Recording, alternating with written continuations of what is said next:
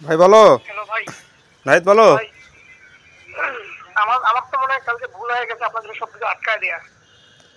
না কেন বলো। আমার প্রশাসনিক ব্যবস্থা আমি রাতে দিচ্ছি। হুম। ঠিক আছে, হুম।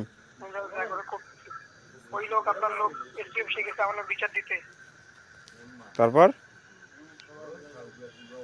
কিন্তু বিচার দিতে গেছে। কি বিচার দিছে? আমার 20,000 টাকা দাবি করছি, 1 লাখ টাকা দিয়েছি। না এখন উনি যে কি করলো, আমি তো সারাদিন প্রজেক্টেই ছিলাম ভাই। উনি বিচার দিতে গেছে। এখন যে গেছে স্যার আমাকে ফোন দিছিল। কি বিচার দিছে?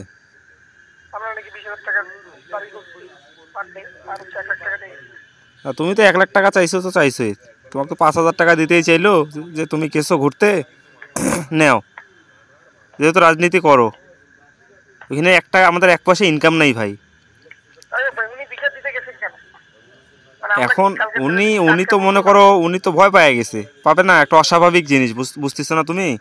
তাহলে যে কেউ বিষয়টা তো একটা আপনারাই প্রজেক্ট, পাবেন, আপনারা তো একবার আমাকে বলেন নাই। না এখানে বলার কি আছে ভাই, আমাকে তো প্রজেক্টে উনি পাঠাই দিছে, আমি তো প্রজেক্টেই ছিলাম সারাদিন। ঠিক আছে ভাই, ঠিক আছে আমি দেখতেছি, ঠিক আছে।